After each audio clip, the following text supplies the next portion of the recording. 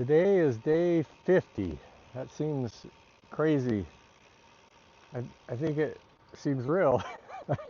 I remember riding most of these 50 days, but it's still, it's crazy to think it's coming to an end. I'm starting to really want to get through these last days and get it done.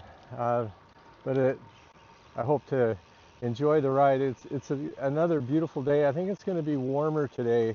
At least right now, it's warmer than it's been the last couple days. And so today, I'm a few miles from, actually I think about 9 miles from the town of Schroon, and I'm riding towards that. Then I'm going to cut east and go to Ticonderoga.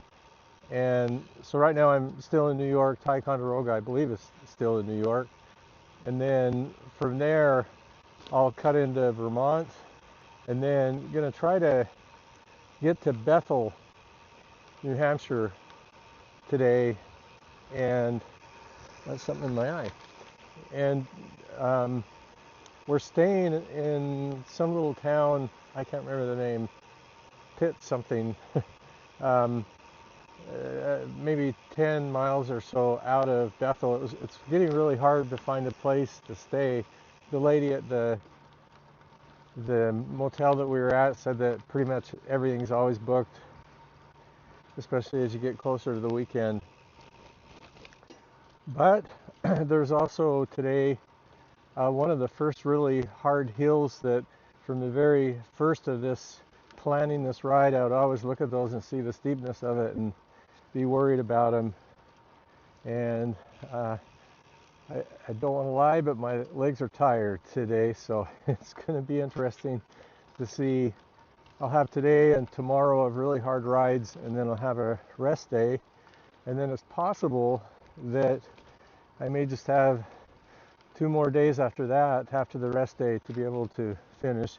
A lot will depend if I can continue with the high mileage that I've been doing lately. So the last couple days I've been in the mid to high 80s, actually the last bunch of days.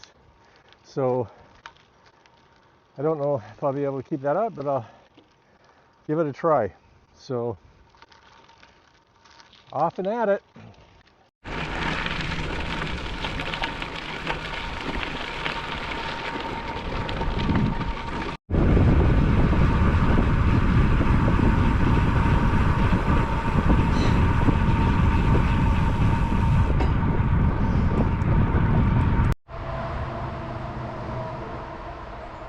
This place is just off the road on the way to Ticonderoga, and it's quite a pretty place. I think it's called Eagle Lake.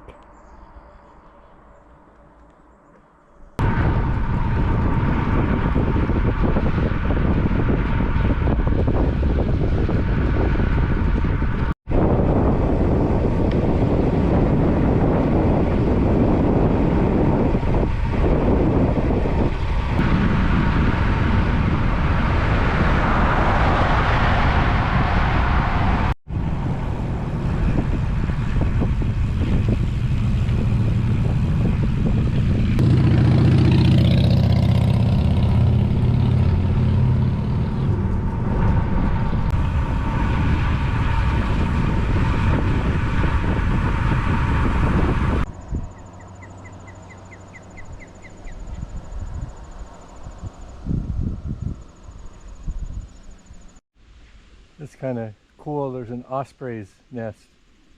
Those may be 2 young ones up in the nest. They look almost grown, but not quite. I'm in Vermont right now. We're heading to Vermont.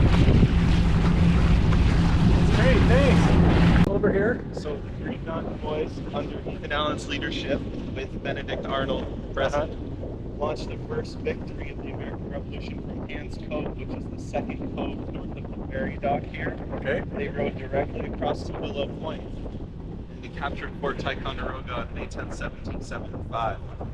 So they did an in the odd hours of the night, a sneak attack, a surprise attack. Yeah. Shots were fired. They caught the sentry off guard, took the fort. The next day, they captured the Catherine, a vessel called the Catherine in Whitehall. Okay. And they renamed it the Liberty.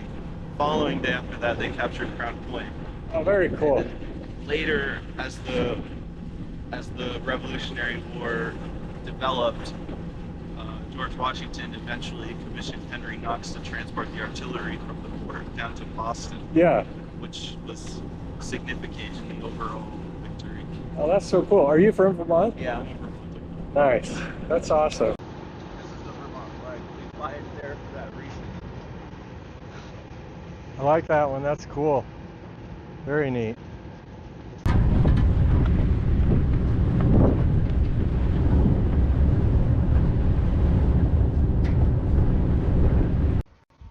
That was fun to meet and talk to Joshua on the ferry. You can tell he is a proud Vermonter, and that's always kind of cool.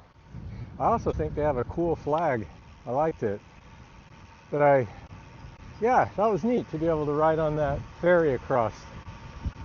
So heading into Vermont, I don't think I'm here very long.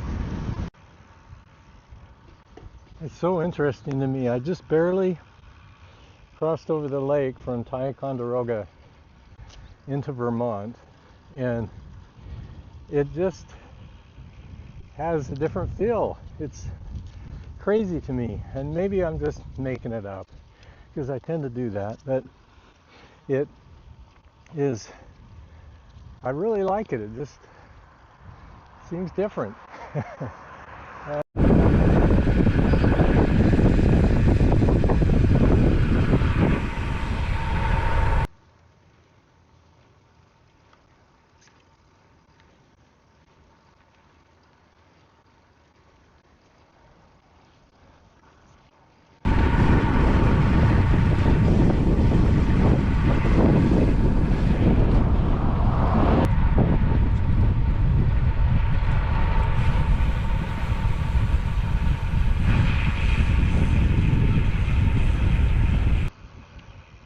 So I'm just leaving the little town of Brandon. It's really a cool little town, and so Brandon, Vermont, and I'm heading east towards this steep mountain hill, whatever you want to call it, that's been on the map that I've been looking at for a long time.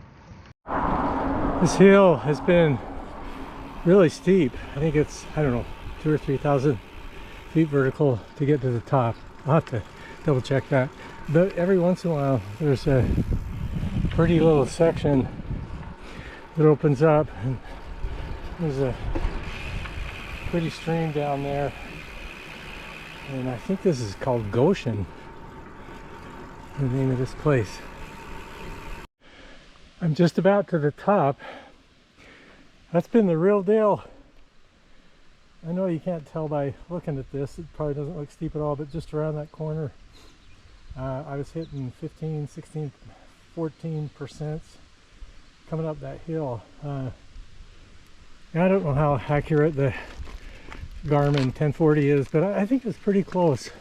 And that's definitely the steepest grades of all the ride from the Pacific to here. It's definitely a first gear affair. I made it to the top. Brandon Gap, 21,700 feet. So I was wrong, it's not 3,000. That was a way exaggeration. But I thought we started higher. Not a good excuse. That was a tough ride, but I'm glad I did it. I think I have about 4 or 5 more of those to go, and then it'll be the ocean. So it's almost worth it.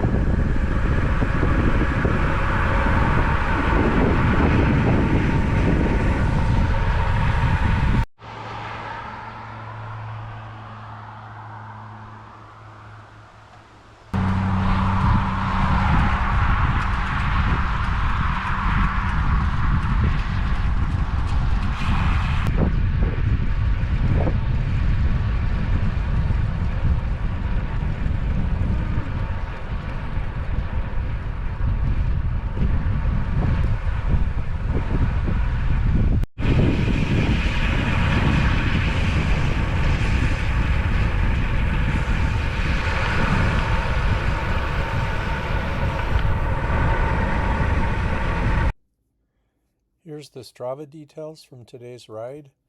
77 miles and 5,100 vertical feet elevation gain. Here's the map, Strava map for the day.